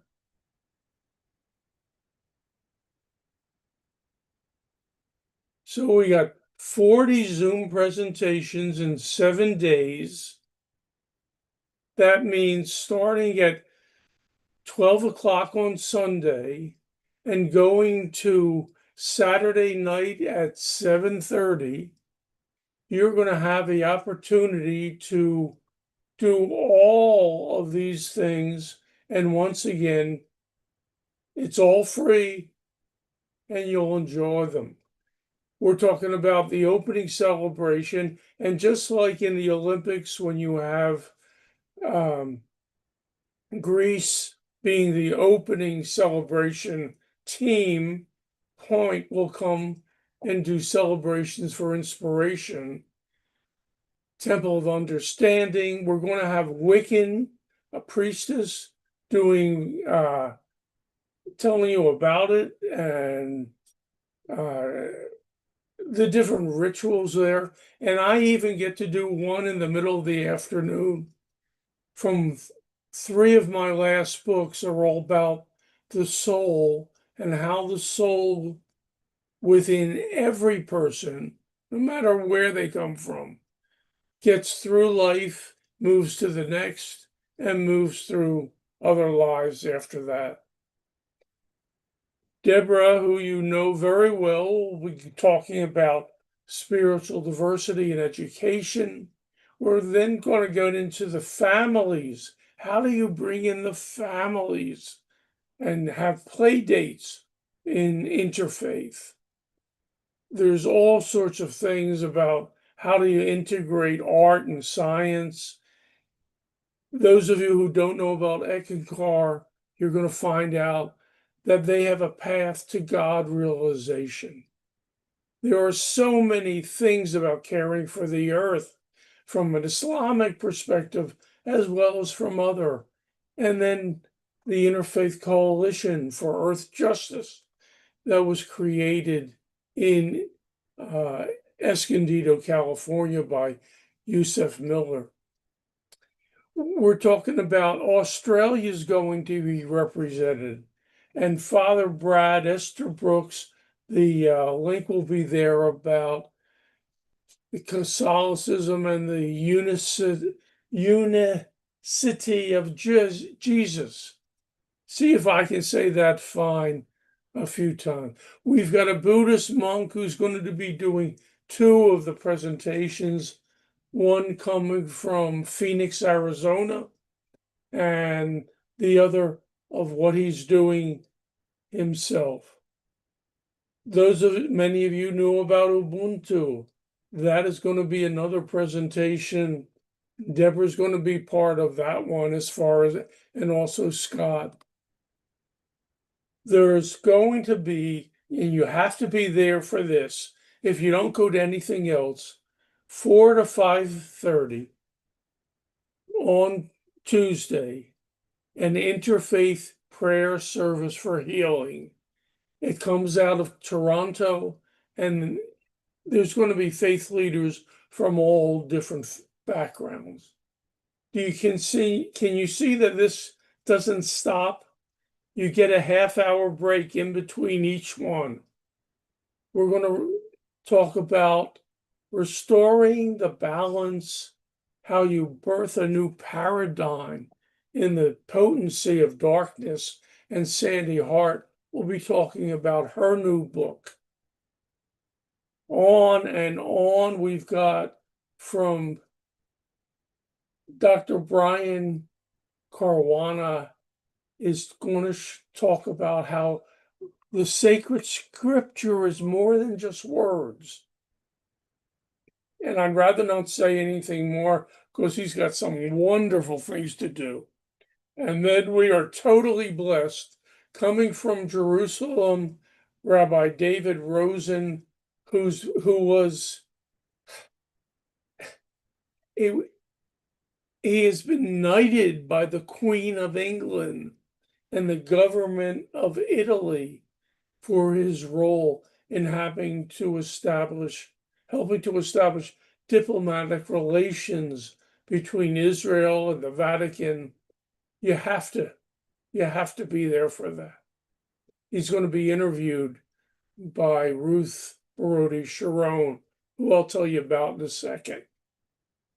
Mitchell Snow is going to be talking about interfaith community services, how you service people who do not have a religion and need your help. And then coming from Thailand, I noticed that there were some people online today from Thailand. There's going to be a beautiful day in Thailand coming from Carl and Noy Anthony. Just music and dancing and laughing and singing. All of that being followed by Manik Bujwala, who from the Zoroastrian faith, and some of you will say, Zoroastrian? Yes, I've heard of them. Well, they were perhaps one of the first faiths to put down on scripture what they believe. Lynn Fritz from Interfaith Shasta County is highlighting work that they're doing. Just incredible stuff. And we're only halfway through the week. Thursday, we've got programs coming from Interfaith Connections in Washington, D.C. Jacqueline Fuller, who does an incredible blog and paper. And then the Baha'is of Escondido in San Diego are going to talk about building America's future. Urgent needs, 4 essential features for interfaith today, coming from the Parliament. As we learned about the Parliament, they became loving of our programs. And then South Bend, Indiana. How many of you have been to South Bend, Indiana? How many hands? Nobody. Okay, you got to find out what they're doing with regard to interfaith and immigration work. Forgiveness. We're coming from the island of Hawaii. Absolutely aloha. It is wonderful. And they're going to be doing 2 presentations, one that Thursday afternoon, and then later on Friday. We talked about United Religions Initiative, and we've got one of the Global Council vice chairs talking about youth and global opportunities. If you're not tired yet, well, it's not over yet. Common Circles, we're talking about the Charter for Compassion. Many of you know about that. You're going to learn where it's going, what's going on with it. Again, in Hawaii. And then remember somebody's name, Reverend Becky. Yeah, she's on the program too, talking about indigenous and interfaith wisdom of peace. The Church of Jesus Christ of Latter-day Saints is going to talk about the living God and how they do looking back in time and finding where your family has been. And then probably for one of the first times ever, a rabbi is going to do the Jewish Shabbat service on Friday night called the Gems of Judaism. And it's going to be on the same Zoom event that you can be part of that service. From Nigeria, we're going to have either 1 or 2 presentations, depending how they break that up, but it's going to be promoting interfaith harmony. Yolanda Nava is talking about how we can create a world that works for everyone. And the affiliated New Thought Network is going to be talking about new thought happening around the world. We're going to lead from the soul, all paths from the Old Paths Divinity School is going to talk about their seminary and even how you can get ordained there. I mentioned Ruth Brody Sharon, and most of you know that name. She is the most wonderful, incredible, talented lady who has created a musical, the Interfaith musical.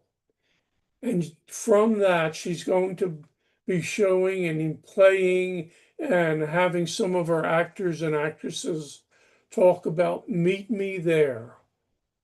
And to end up the 7 days of activity, we're going to be just inundated with by the Universal Peace Federation creating one human family under God through their music. So these are things you cannot, and you're saying, well, Steve, we want to get involved. Is it too late, or are there any other slots open? And I'm going to tell you, unfortunately, there are not. We have 40 presentations and 40 slots, 90 minutes each. But guess what? In February, we're going to be starting to reserve presentation slots for next year's Interfaith Awareness Week. And maybe some of you will be part of that. I'd like to end with one thing. When I was writing my first book in 1986, I wanted to have Let There Be Peace on Earth, a song, in the back of the book.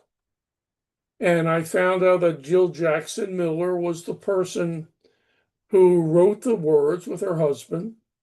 And when I called her at her home in Beverly Hills, California, she said, Steve, come on over, we'll have lunch. You know. And the one thing she said to me after we finished, probably the second or third time we were together, was the greatest problem in the world is that people believe they are alone. And I have come to believe, with all this interfaith work that we have been involved with since 2006, 20 years of learning, we are not alone. Thank you to all of you who have been on this program, for all of you who do your portion of helping others not feel alone. And I thank you for that. God bless.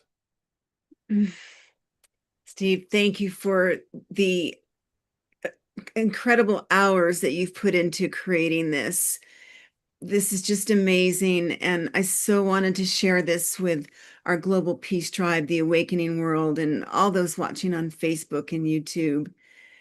And we're just so excited. Please do think about joining next year, and also come to as many as you can. As Steve said, we're going to present Ubuntu and Becky and a lot of our favorites. Also, another announcement about the stalls. I guess the link in the on the website's not working, but you can email myself or just reach anyone, and we'll help you get the stalls if you'd like that. So we're nearing to a close. And these programs, you can find them on world-interfaith.com. Yes, and we put that in the chat as well as a copy of the menu. Thank you, Autumn. Excellent. I'll put it in again. And where's our fearless leader? Here, I'm playing with the spotlights. Hello. Well, first of all, congratulations, 40 amazing programs, and I'm definitely planning on participating in a few, including, of course, DRS. And in a moment, I think Abigail's going to do a closing prayer for us. I just want to make a couple of quick announcements. This Saturday night, we've got another wonderful show planned. Reverend Jeffrey is going to bring his buddy Bud, who's also a reverend, who's going to talk all about very interesting perspective about divinity. And we are going to have Vivian Chauvet on. You know, Vivian has a brand new documentary all about her life that's premiering next week. And so I definitely wanted to include her. And it's going to be a pre-record. She wasn't available to be with us live, but I got to say, I had the most fascinating interview with her. We did the pre-record last night. She's extraordinary. She is just so interesting. And for anybody who doesn't know, Vivian is a legitimate Arcturian ambassador. She has full memory of who she is as a member of the Arcturian race up in the star system, and what she has to say. And I ask her big questions. I ask her about the future and alternate timelines and multidimensional reality, and her answers just resonated beautifully. And she's just a really, really cool and fascinating soul. So definitely make sure you join us on Saturday night for that very special program. And we're also going to have Tatiana Speed and her mother with us, providing a very wonderful and unique musical experience. And of course, our beloved Omashar, who is going to provide us with a closing song in a moment. But before that, let's go back to Dr. Abigail for a closing prayer. So much. Well, let's just take a moment. Close our eyes if you are comfortable, or sit quietly, however is comfortable for you. Take a deep breath. Release it. Just know that we've been sharing divine energy tonight with each one of us. There is only one, and that is God, and God is living and reigning and moving in through each of us. Each of us has a part in this wonderful global earth. And we do keep declaring, may peace prevail on earth. And I know that it is, and it will, even for the eons of the future, because everyone here has a purpose. I'm so grateful that everyone was here, because we know we are part of that oneness that is creating something new and wonderful and loving and caring here on earth. We bring joy to the planet. We bring ourselves to the planet. God is moving through us, whatever name you wish to say. Talk about God, spirit, divine energy, divine mind, creator source, mother, father. We're all here, one, moving through this life together. And I know that as we are grateful for listening to the sharing of the World Peace Day with, honoring those people that gave their lives, Hiroshima and Nagasaki, we know that we have learned that lesson. We are learning every single day. And so as we move forward into the next week with the interfaith events and activities and presentations, know that everyone has been touched by the blessing and the divinity of God. Ernest Holmes, New Thought leader, said, we are divinity in human form. And as we remember that, we can go forth and to do our part as divine beings here on earth, bringing peace, joy, happiness, love to everyone. Everyone you meet is God in form, and treat that person as God. So I say thank you, thank you, thank you again for allowing us to be here and to present. Thank you so much. And I say, and so it is. Amen. And so it is. Thank you very, very much. And going to bring up our presenters one last time, just for us to all say thank you. And Carol, who's one of our global peace drivers, who's been with us from the very beginning, actually just wrote that this was her favorite show of the year. And we do a lot of shows. So there you go. Oh, there's Becky. So thank you, everybody. God bless you for the wonderful work you're doing. Did we say Happy Nuclear Prayer Day? Bless this Nuclear Prayer Day. Bless us that we may all create peace in our life. And just a reminder that peace does start with how we treat each other. And to create peace in the world, how can we be more loving towards ourselves and the people in our immediate orbit? That's where it all begins, and that's where we can make our greatest difference. So with that, I'm turning it over to my beloved brother, Mr. Omashar.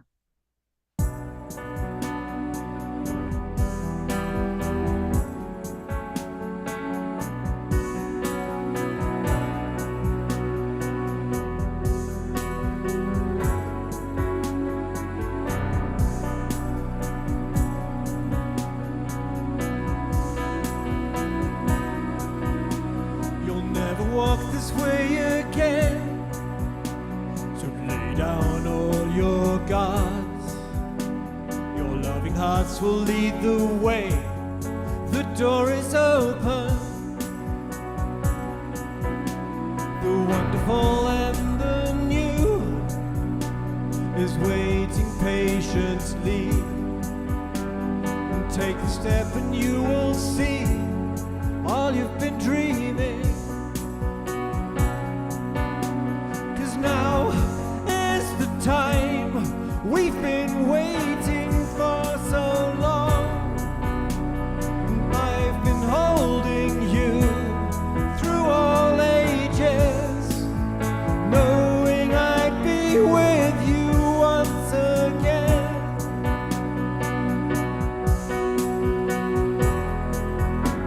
You'll never be alone again. Please take my hand in yours. I love you just the way you are. You're my creation. The wonderful and the new is waiting patiently. So take the step and you will see all you've been dreaming. 'Cause now is the time we've been waiting for so long. I've been holding you through all ages, knowing I'd be with you once again.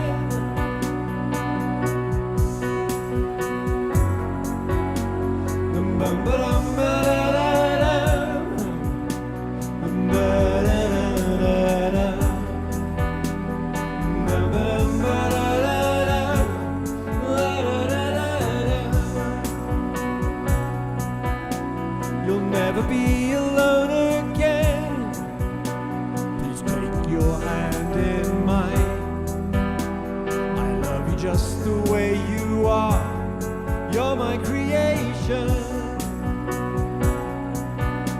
'Cause now is the time we've been waiting for so long.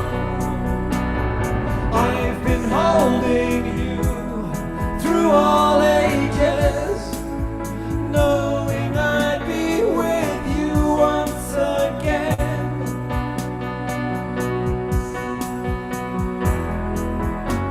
The wonderful and the new is waiting patiently. So take a step and you will see all you've been dreaming. Last time. Now is the time we've been waiting for so long. I've been holding you through all ages, knowing I'd be with you once again.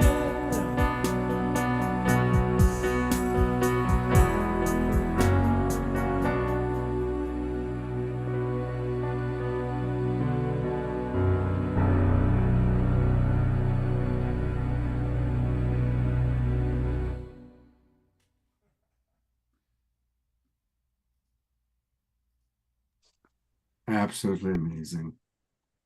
Thank you so much, Omashar. Thank you. And thank you, everybody. Let's all practice appreciation for different people, different faiths. Let's all practice peace in the world. Thank you, Desiree, for all that you contribute to every one of our shows. And of course, Diara, this was your big one. She's been talking to me about this show for months and months and months. 6 months ago, she's saying, now remember, August 6th, we've got to do a show. So we finally did it. Here it is. Thank you, Diara. And I look forward to hopefully seeing all of you on Saturday night. Becky, safe travels to the Midwest, and give my love to all of our friends there.